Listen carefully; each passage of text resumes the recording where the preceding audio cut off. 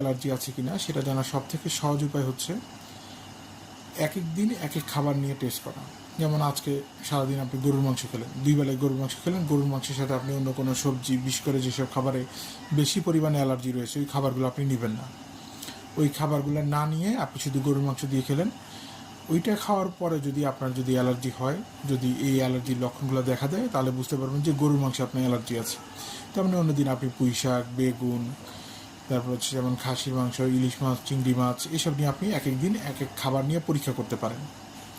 এখন যদি আপনি একসাথে 2-3টা খাবার খান, তাহলে কিন্তু যদি অ্যালার্জির লক্ষণগুলো দেখা দেয় তখন কিন্তু আপনি বুঝতে পারবেন না যে আপনার কোন খাবারে অ্যালার্জি হচ্ছে, কোন খাবারে হচ্ছে না।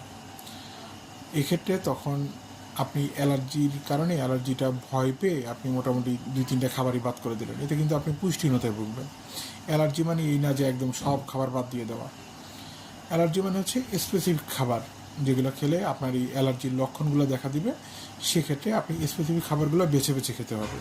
আর যেসব খাবারে অ্যালার্জি নেই এগুলো অবশ্যই বেশি করে খেতে হবে, তা নাহলে কিন্তু শরীরে আপনার পুষ্টিহীনতায় ভুগবেন।